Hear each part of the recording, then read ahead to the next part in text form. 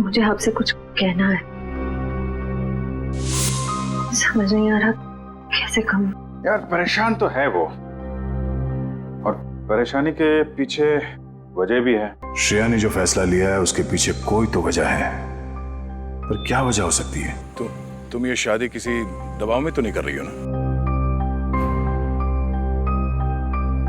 ये सब तुम सुनोगी तो तुम भी चौंक जाओगी। बताइए ना, क्या बात है?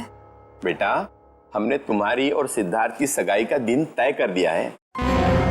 कर दिया? एकाधिपत्य योग है बेटा, बहुत ही सुंदर योग है। पंडित जी, कौन सी डेट निकली है? 28 सितंबर। इतनी जल्दी? पापा, बहुत कम दिन बचे हैं। सबसे शुभ दिन यही है बेटा, इसके बाद पूरे वर्ष इतना उत्तम दिन है ही नहीं। हाँ तो ठीक है ना पंडित जी, हम भी तैयार हैं। भला शुभ काम में देरी कैसी, क्यों? बेटा, तुम्हें तो कोई एतराज नहीं है ना?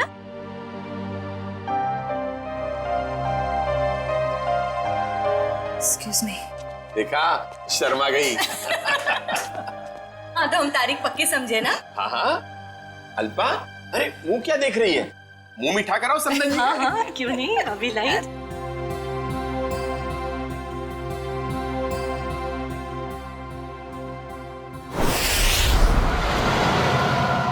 मुझे तो यकीन ही नहीं हो रहा है।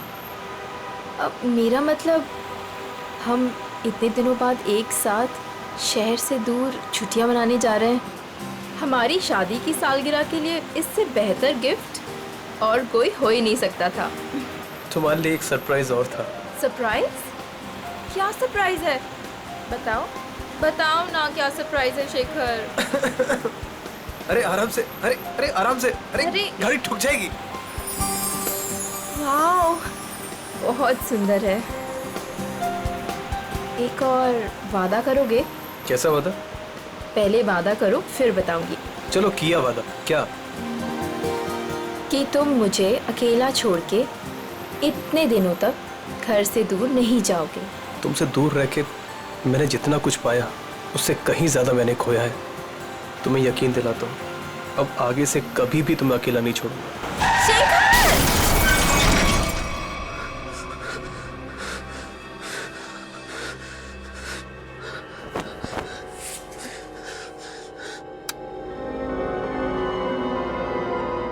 निशा, तू मुझे छोड़ के क्यों चली गई? मैं तुम्हारे बिना नहीं रह सकता। शादी की सालगिरह के दिन तुम्हें जाना था मुझे छोड़ के। मैं अच्छा नहीं किया मेरे साथ। मैं तो तुम्हें सारी खुशियां देना चाहता था और तुम मुझे छोड़ के चली। शेखर,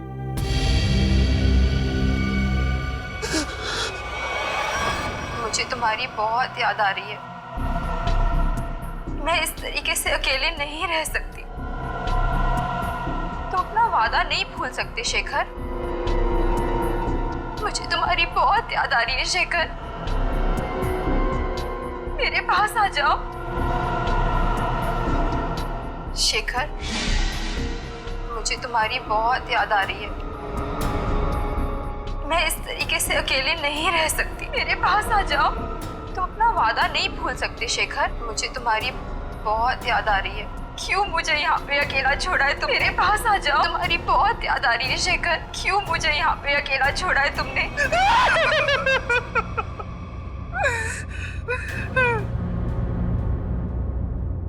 मेरे पास आओ शेखर। मेरे पास आओ शेखर। शेखर, मेरे पास आओ शेखर।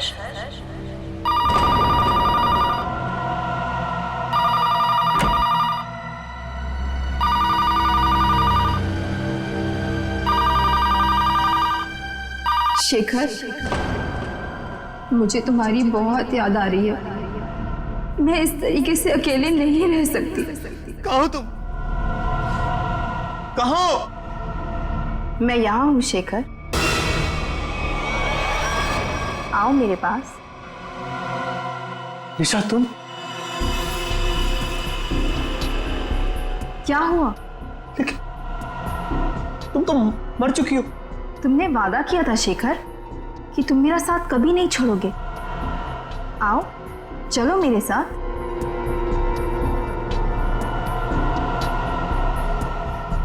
आओ शेखर, चलो।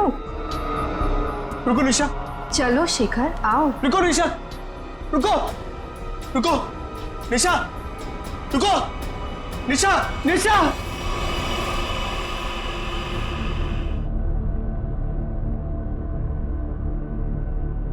मेरे साथ क्या हो रहा है?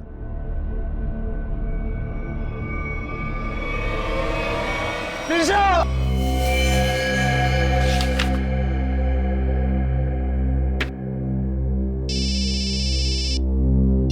हेलो,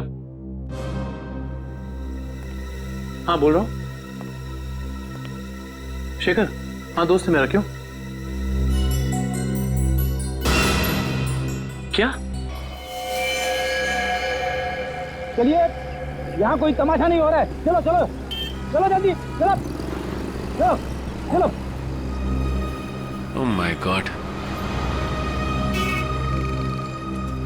ये तुम्हारा दोस्त शेखर ही है?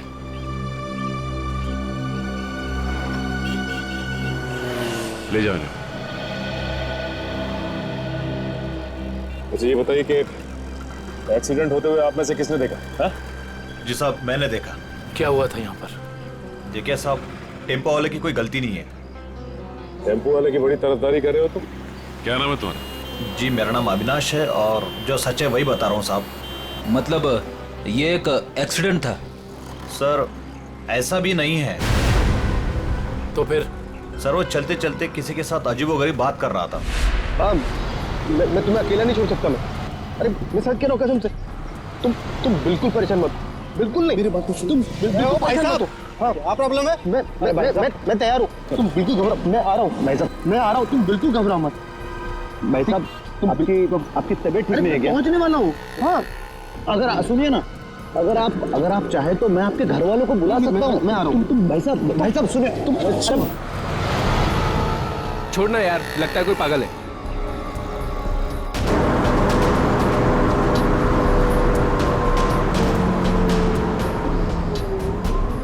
आज हमारा वादा पूरा होगा। अब तुम अकेली नहीं रहोगी। मैं आ रहा हूं तुम्हारे पास।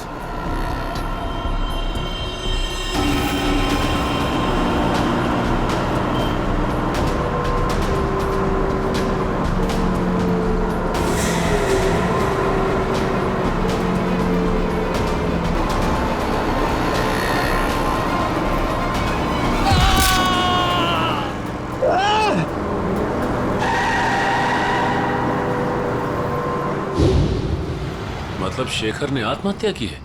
ऐसा नहीं हो सकता सचिन। अभी कुछ दिन पहले ही शेखर की पत्नी की मौत हुई है कार एक्सीडेंट में। कार एक्सीडेंट में? शायद अपनी वाइफ की मौत की वजह से शेखर बड़ा डिप्रेस हो गया होगा और इसीलिए उसने अपनी जान दे दी होगी। नहीं, वो इतना कमजोर नहीं था कि। शायद मैं समझ सकता हूँ तुम्हारी फीलिंग्स। वो तुम्हारा दोस्त था, लेकिन इन लोगों ने उसे मोबाइल पे बात करते हुए देखा, गाड़ी के सामने कूदते हुए देखा। हाँ, फोन पर तो बात कर रहा था, अजीब अजीब तरीके से। मैं आ रहा हूं, मैं तुम्हें बचा लूंगा, मैं तुम्हारे साथ रहूंगा। मगर किससे? किसी से नहीं सर। आज सुबह से शेखर ने ना ही किसी से बात की है और ना ही उसे किसी का फोन आया था। तो बात कर किससे रहा था? पता नहीं सचिन, पर मुझे नहीं लगता कि आत्महत्या है। ये शेखर रहता कहाँ है? वो वापस आ गई। कहाँ हो तुम? मैं अकेला हूँ। It was my fault. She's back. She's in danger. मैं तुम्हें अकेला छोड़ के नहीं जा सकता। I'm alone without you. हम जल्दी मिलेंगे। क्या है ये सब? तो लगता है शेखर की दिमागी हालत पूरी तरह से बिगड़ चुकी थी।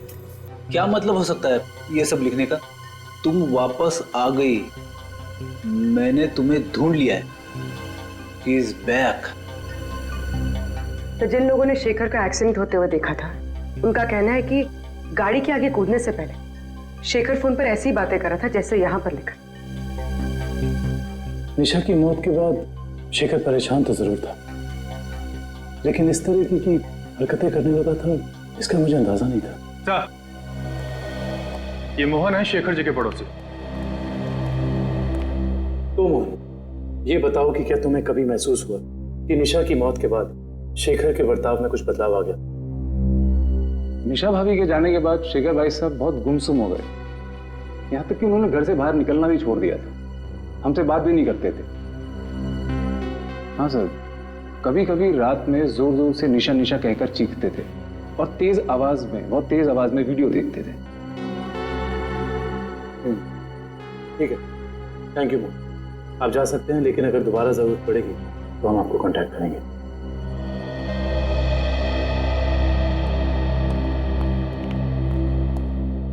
सर जल्दी आइए।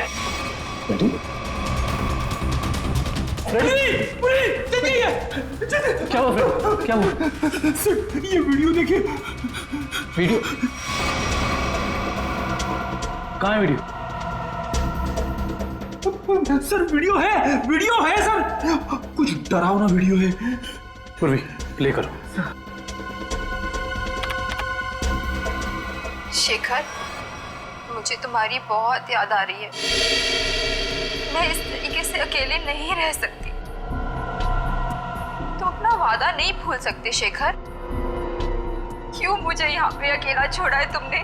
निशा, इसका ऐसा वीडियो चेक करो, ये वीडियो कब बना था? सर 12 सितंबर 2014। लेकिन ऐसा कैसे हो सकता है, क्योंकि निशा की मौत तो जुलाई के दूसरे हफ्ते में हुई थी। सर हो सकता है निशा का एक्सीडेंट हुआ हो, पर वो मरी ना, और इसमें उसकी कोई चाल हो। नहीं पूर्वी, ऐसा हो ही नहीं सकता, क्योंकि निशा का अंतिम संस्कार मेरी आंखों के सामने हुआ है। फिर ये वीडियो कैसे सर? इस बात का पता लगाने के लिए हमें निशा के कार एक्सीडेंट की गहराई तक जाना होगा।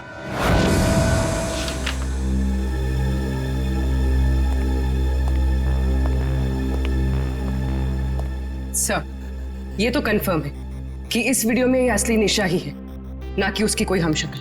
मगर ये कैसे हो सकता है? मरने के बाद दोबारा वापस आना ये किस्से कहानियों में होता है, असली जिंदगी में नहीं। मतलब साफ है, ये वीडियो निशा के मरने के पहले का है। लेकिन निशा अपना ऐसा वीडियो क्यों बनाएगी? शायद शेखर को परेशान करने के लिए, लेकिन उसके मरने के बाद किसी ने इस वीडियो का गलत इस्तेमाल किया, शेखर को मानसिक तौर पे कमजोर करने के लिए। लेकिन कौन कर सकता है ऐसा, और कोई ऐसा क्यों करेगा?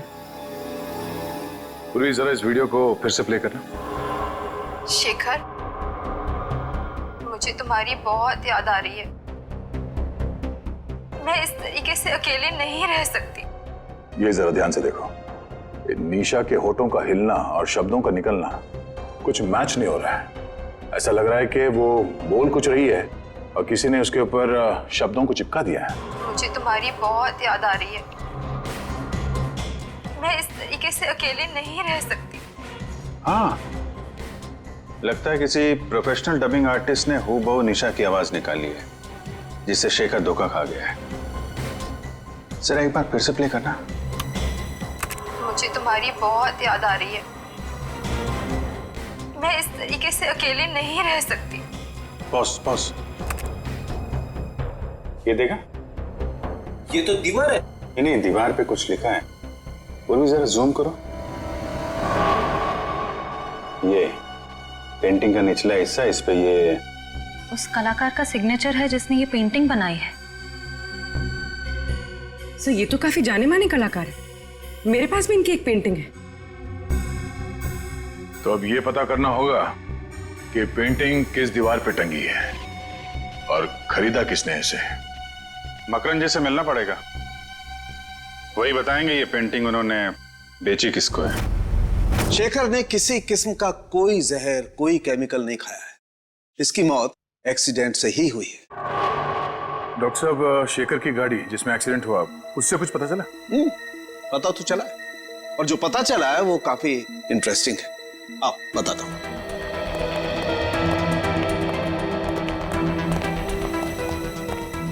ये देखो, ये शेखर की गाड़ी का पैसेंजर साइड का दरवाजा है। इस दरवाजे पर टक्कर मारी गई। जैसा कि हम जानते हैं, जब दो गाड़ियां एक दूसरे को टक्कर मारती हैं तो अपना निशान जरूर छोड़ जाती हैं। यहां पर भी वो निशान छोड़ा गया है। ये देखो, यहां पर ये नीला रंग, मतलब किसी नीले रंग की गाड़ी ने टक्कर मारी है। बिल्कुल। और जितने फोर्स के साथ ये डेंट पड़ा है, जितने फोर्स के साथ टक्कर मारी गई है, उस फोर्स को देख करके लगता है कि कोई बड़ी गाड़ी होगी, कोई ट्रक, टेम्पो, लॉरी, कुछ इस तरीके की गाड़ी है जिसने यहाँ पर टक्कर मारी है। सालुंके साहब, ट्रक हो या टेम्पो, जिस गाड़ी ने शेखर की कार को टक्कर मारी है, उस गाड़ी का भी कुछ ना कुछ तो नुकसान हुआ ही होगा ना? हाँ, हुआ है ना नुकसान, जरूर हुआ है। और उस नुकसान का सबूत भी हमें मिला है। ये देखो, उस गाड़ी के कुछ टुकड़े टक्कर की वजह से टूट करके वहां पर गिर गए। ये देखो,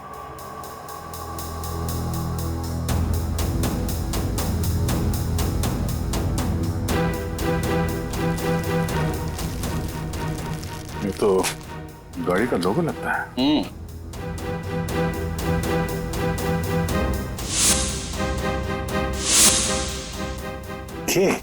सर, शायद बीच का अक्षर गायब है।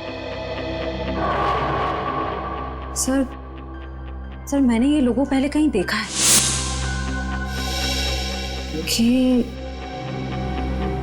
KSS? KSS? वो एनजीओ, कल्याण सेवा सदन। ओह, निशा को मारने के लिए एनजीओ की गाड़ी का इस्तेमाल किया गया है। इस एनजीओ में जाके देखना पड़ेगा।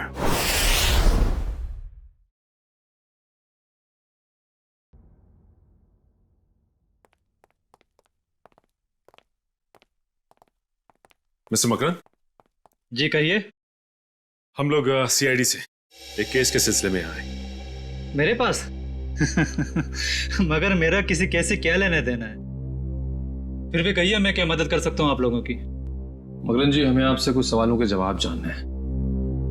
जरूर, खुशी होगी मुझे आप लोगों की मदद करके। पूछिए, क्या जानना चाहते हैं आप लोग? देखिए मकरन जी, हम एक ऐसे आदमी के बारे में जानना चाहते हैं जिसने आपसे पेंटिंग करी थी। वो पेंटिंग है आपके पास? देखिए, पेंटिंग के बारे में तो हमें ज्यादा कुछ नहीं मालूम, लेकिन एक वीडियो फुटेज से पेंटिंग का ये हिस्सा मिला हमें। यहाँ पे आपके सिग्नेचर्स हैं, ये देखिए।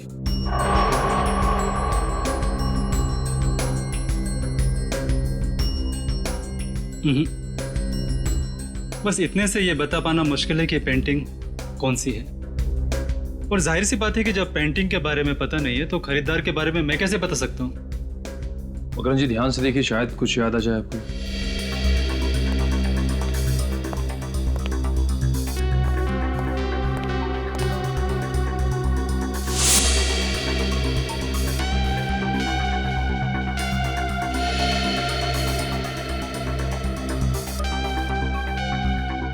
मकरन जी, ये बताइए कि आपने अपनी सभी पेंटिंग्स में पेंटिंग की बाईं तरफ सिग्नेचर किया है, जबकि इस पेंटिंग में आपने यहां दाईं तरफ सिग्नेचर किया है। इसकी कोई खास वजह? वजह है। इससे पहले मैं आप लोगों की तारीफ करना चाहता हूं कि सीआईडी वाले वो देख लेते हैं जो हम सोच नहीं पाते। शुक्रिया। मकरन जी, इसकी वजह क्या हो सकती है? आदतन मैं अपने पेंटिंग्स के बाईं ओर साइन करता हूं, लेकिन एक दोस्त की याद में कुछ पेंटिंग्स में दाहिनी तरफ साइन किया है। वैसे मकरन जी, इस दोस्त की याद में इस तरह की कितनी पेंटिंग्स बेची है? आइए,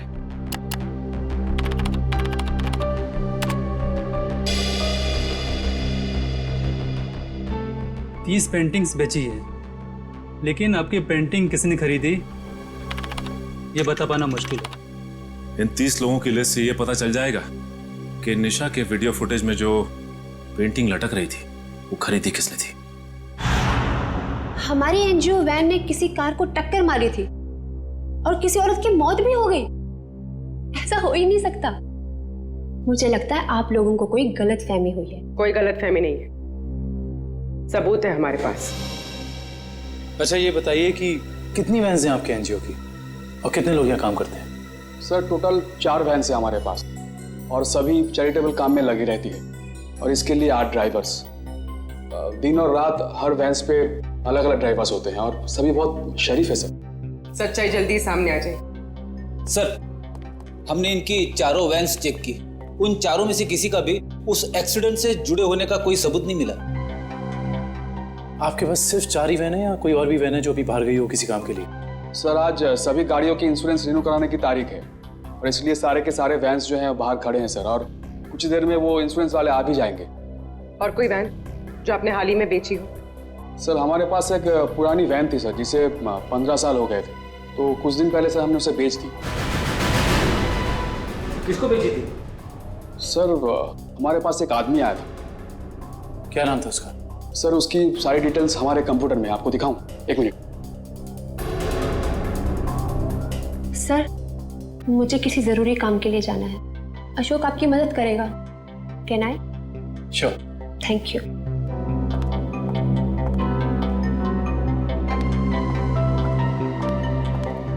सर ये वो आदमी है, राकेश नाम है इसका। राकेश नहीं, मोहन नहीं है, तो ये है वो खूनी जो शराफत की चादर ओढ़कर खून कर रहा है। मकरन ने जो लिस्ट दी थी उसमें से हमने 10 जगह देख लिया। उस वीडियो फुटेज में जो पेंटिंग दिख रही थी उसके बारे में कुछ पता नहीं चला। सब्र करो निखिल, हो सकता है हमें 10-12 जगह और देखना पड़ जाए। वैसे लिस्ट में अगला नाम क्या है? एक फिल्म टीवी प्रोडक्शन हाउस है, original media works, Goregaon east. मुझे लगता है निखिल ये हमारा आखिरी पड़ाव होगा। सर वो कैसे? वो ऐसे कि हमें किसी ऐसी जगह की तलाश है जहाँ पे निशा का वीडियो शूट किया गया और साथ ही साथ वो पेंटिंग। हो सकता है कि निशा को एक्टिंग का शौक हो सकता है ये इस प्रोडक्शन हाउस में गई हो।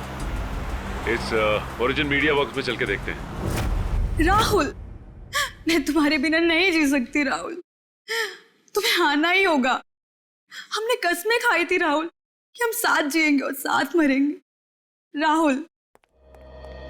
अरे अरे अरे कहाँ चले आ रहे हैं आप लोग? वो ये रही पेंटिंग। कौन है आप लोग? क्या कर रहे हो ये? केतन, क्या हो रहा है ये सब? एक मिनट। हम लोग सीआईडी से और यहाँ जांच के सिलसिले में आए। सीआईडी? क्या बात है सर? इस फोटो को ध्यान से देखिए। क्या ये लड़की आपके यहाँ ऑडिशन के लिए आई थी? हाँ, कुछ हफ्तों पहले ये आई थी और मैंने इसे एक रोल के लिए फाइनल भी किया था, पर फिर इससे कांटेक्ट नहीं हो पाया। अब कांटेक्ट हो भी नहीं पाएगा क्योंकि उसकी मौत हो चुकी है। क्या? जी हाँ, और हमें शक है कि निशा के ऑडिशन के वीडियो टेप का इस्तेमाल उसके पति की आत्महत्या में किया गया है। पर सर हमें इस बारे में कुछ नहीं पता। हम काफी सालों से इस फील्ड में है, पर ऐसा तो पहली बार सुन रहे हैं। निशा के ऑडिशन के वीडियो टेप चाहिए हमें। अभी देते हैं सर। केतन,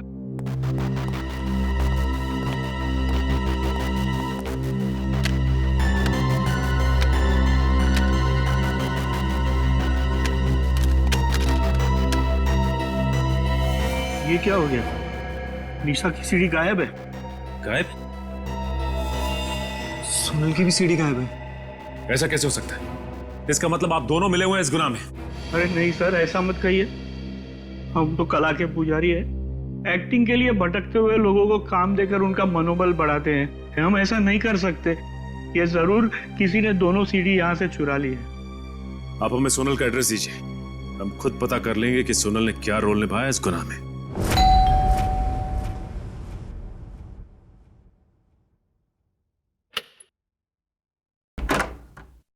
जी कहिए।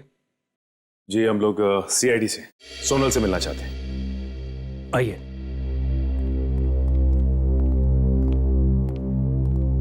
ये है सोनल।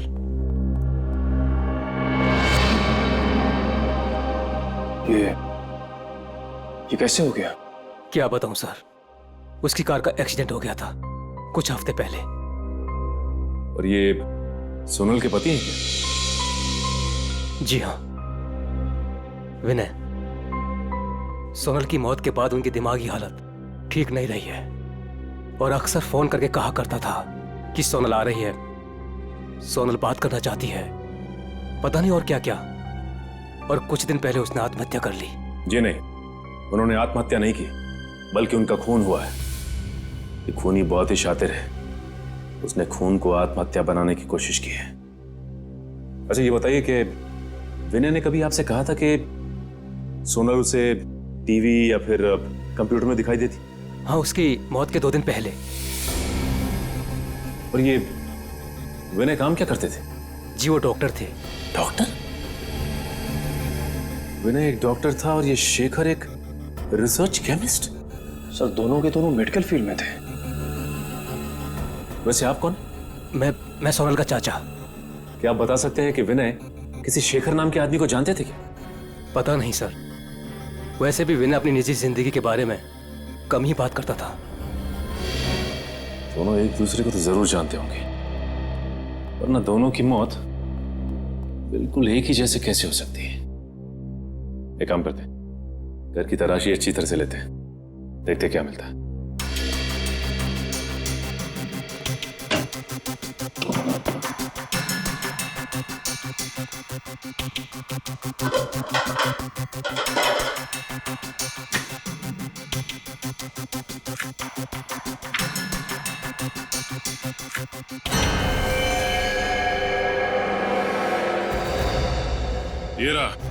ये रहा उन दोनों के बीच का कनेक्शन।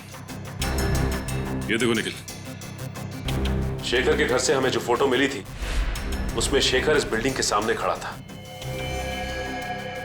और विनय भी उसी बिल्डिंग के सामने खड़ा है। अब ये बिल्डिंग ही हमें इस केस की तह तक पहुंचाएगी।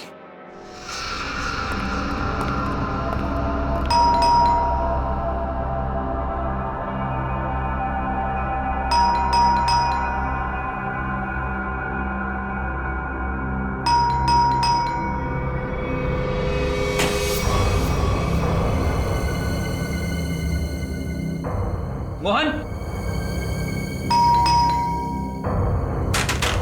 मोहन, मोहन, मोहन। ऐसा लगता है घर पे कोई नहीं है। चलो, अंदर कोई है?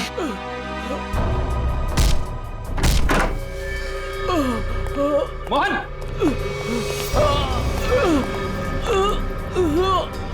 लाइट चेक करो, घर में फर्स्ट एड बॉक्स है, एम्बुलेंस को फोन करो। क्या आप कौन हैं?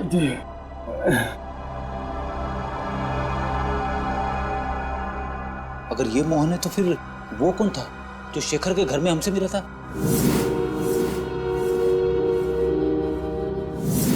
वो हमलावर ही था। जब उसने इस मोहन पर गोली चलाई होगी तभी उसी वक्त विक्रम और मयूर ने दरवाजा खटखटा दिया होगा और वो उनके साथ मोहन बन के आ गया। तो मतलब सबूत मिटाने के लिए उसने इस मोहन पर गोली चलाई थी। मुजरिम हमारे सामने था मगर हम उसे पकड़ नहीं पाए।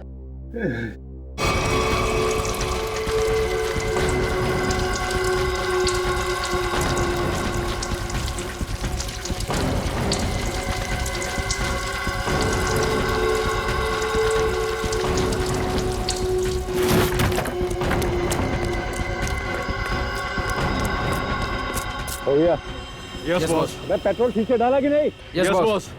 जाओ गाड़ी में बैठो।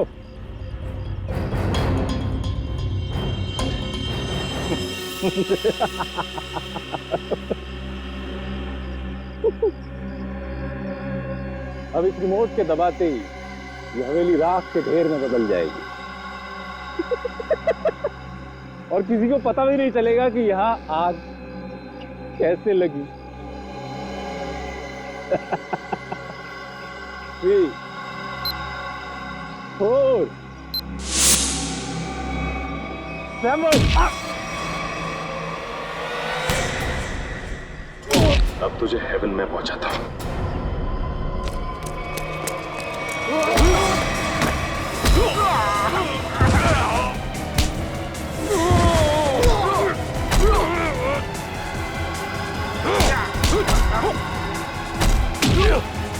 Yeah!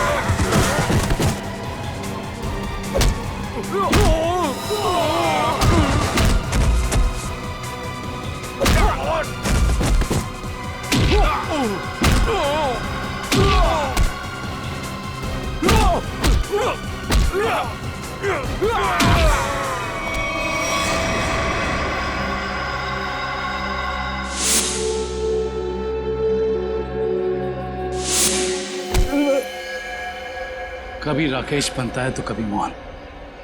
आज बता ही दे कि तेरे घर वालों ने तेरा क्या नाम रखा था। जी राका। बता, विनय और शेखर को क्यों मारा तुमने? पैसे मिले थे मुझे। पैसे के लिए खून करता है? किसने दिए थे पैसे? मैं नहीं जानता उसे, वो मुझे एक बार मिला था लेकिन उसने अपना मुंह ढक के रखा हुआ था। देख तो अब किसी काम का नहीं रहा, और अगर अपनी जबान नहीं खोलेगा तो हमें भी तेरी कोई जरूरत नहीं है। मैं सच कह रहा हूँ, मैं सच कह रहा हूँ सर, सुनिए, मैं एक लिस्ट है मेरे पास।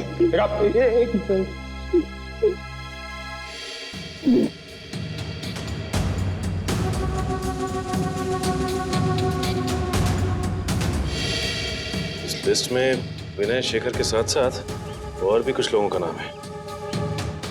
Doctor Arun, doctor Rahul. Doctor Rahul?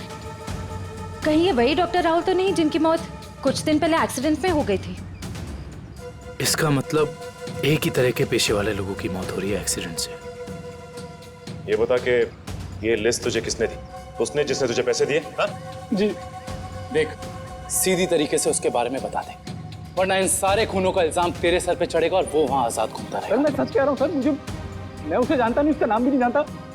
वो थोड़ा लंगड़ा के चलता था। और हाँ सर, वो जब उसने मुझे पैसे दिए थे तो उसके दाहिने हाथ पे जले हुए का निशान था। देखिए साहब, टेम्पो वाले की कोई गलती नहीं है। तो फिर? सर वो चलते चलते किसी के साथ अजीबोगरीब बात कर रहा था। कहीं वो आदमी अविनाश ही तो नहीं जो शेखर के एक्सीडेंट वाली जगह पे हमसे बातचीत करा? उसका हाथ भी जला हुआ। और वो वहां शेखर की मौत का नजारा देखने के लिए खड़ा था। हाँ, और ये भी साबित करने की कोशिश कर रहा था कि मौत एक्सीडेंट नहीं बल्कि आत्महत्या है, जिससे शेखर की मौत पर कोई जांच ना हो। सर इसका मतलब उन डॉक्टर्स को मारने का कॉन्ट्रैक्ट अविनाश ने दिया था? देखते हैं ये अविनाश किस बिल में जाकर बैठा है। हाँ हाँ, जो भेजा मिल गया आपको? बताइए क्या लिखा है? ठीक है, हर check post, airport, bus stop, railway station, हर जगह सिक्योरिटी बढ़ा दो। वो शहर से बाहर नहीं निकलना चाहिए। ओके ठीक है। निखिल, अविनाश की फोटो सबको भेज दी है? हाँ सर, भेज दिया है। यहाँ तक कि उसकी फोटो सारे खबरियों तक पहुँच गई है। वो शहर छोड़ के भाग नहीं पाएगा। और उसकी कार का कुछ पता चला? नहीं सर, जब हमारी दूसरी टीम उसके घर गई थी तो घर खाली था, उसकी कार भी गायब थी। इसका मतलब अपनी कार से ही भागा है वो? क्या पता, अब तक वो शहर से बाहर ही ना निकल गया हो। Hello, okay, thank you. क्या हुआ श्रेया? सर, अविनाश की गाड़ी तिलोक नगर में देखी गई है। तिलोक नगर? वो रास्ता तो शहर से बाहर की तरफ जाता है। जरूर वो भागने की फिराक में। उन्हें किसी भी हाल में निकलने नहीं देना है। छोड़ दीजिए मुझे, जाने दीजिए। मैं कसम खाता हूँ, मैं किसी से कुछ नहीं कहूंगा। जिंदा रहेगा तो कहेगा ना? हाँ? मैं देश छोड़कर चला जाऊंगा। मैं अपने बारे में किसी से कुछ नहीं कहूंगा और खुनी तवा के बारे में भी किसी से कुछ नहीं कहूंगा। मुझे मत मारो। मरना तो तुझे पड़ेगा, इसलिए तो तू यहाँ पड़ा था। अपनी जान को बिना फिक्र किए हुए शेखर की जान बचाने चला। हाँ? तेरी मौत मेरे हाथों लिखी है, सिर्फ मेरे हाथों।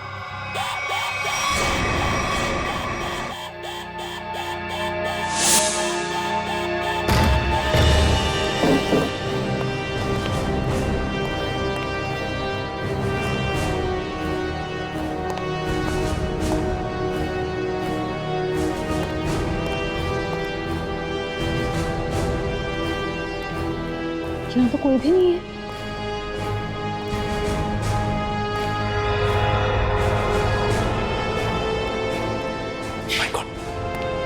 अविनाश, तू? हम तो समझ रहे थे कि कहानी का विलन तू है, लेकिन विलन कोई और ही है। कौन है विलन? मैं। अदिति? नहीं नहीं नहीं नहीं, आगे पीछे नजर घुमा के देखो पहले।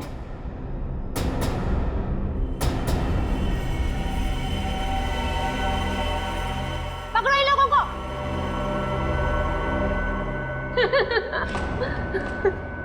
जल्दी पकड़ो, चलो। कर रही हो ये सारे खून तुम? हाँ? हमारी कंपनी की फर्मा ब्रांच ने एक दवा की खोज की थी और हमें शक था कि उसे इस्तेमाल करने के बाद लोगों में कहीं ना कहीं हाइपरटेंशन जैसी दूसरी बीमारी फैल सकती है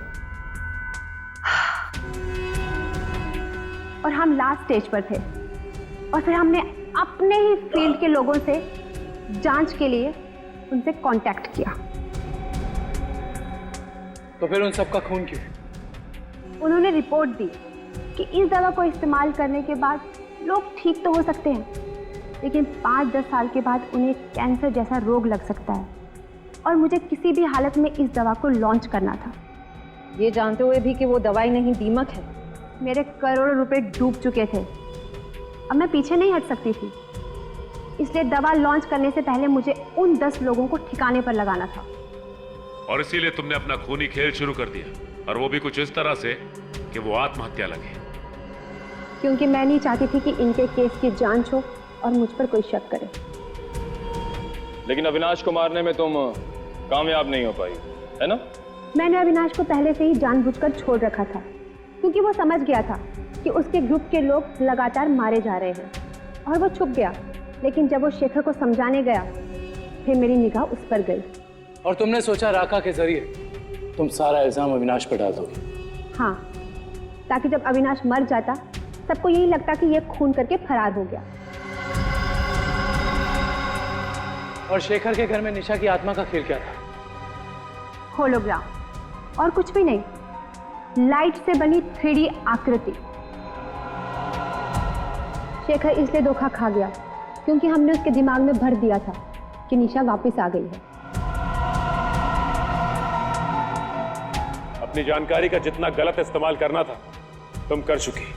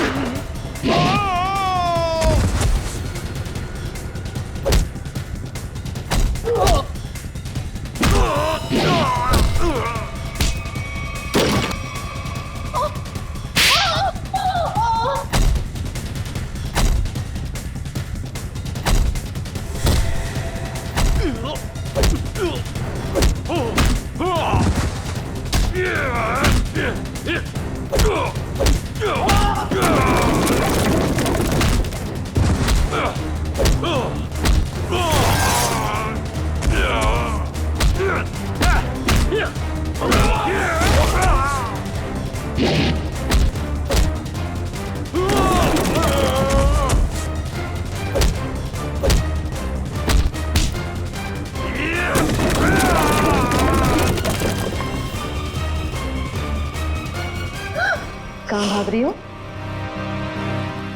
अब बाकी की जिंदगी जेल में चक्की पीसना। अगर तुम्हें फांसी भी हुई ना तो वो भी कम है तुम्हारे लिए।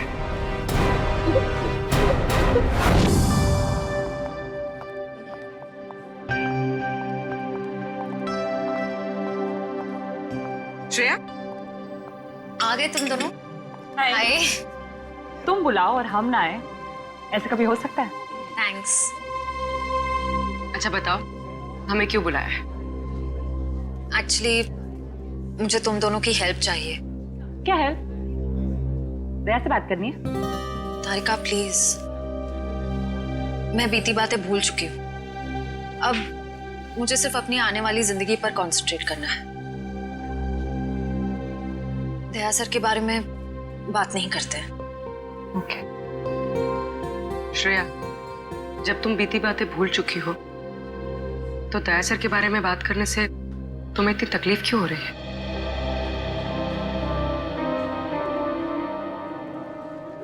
पूर्वी, मैंने तुम दोनों को ये बताने के लिए बुलाया है कि मेरे और सिद्धार्थ की सगाई की डेट फिक्स हो गई है।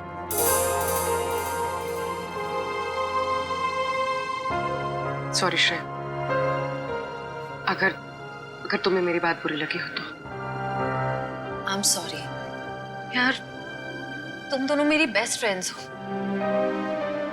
पर इस वक्त मैं सिर्फ अपने दिमाग की सुनना चाहती हूँ। अपने दिल के करीब जाने से भी मुझे बहुत डर लगता है।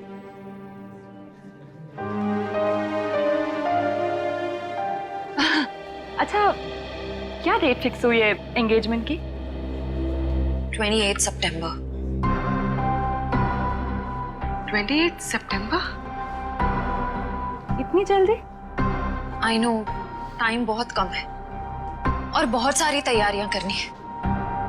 मैं निकलती हूँ गाइस। डोंट वरी श्रेया, सब ठीक हो जाएगा।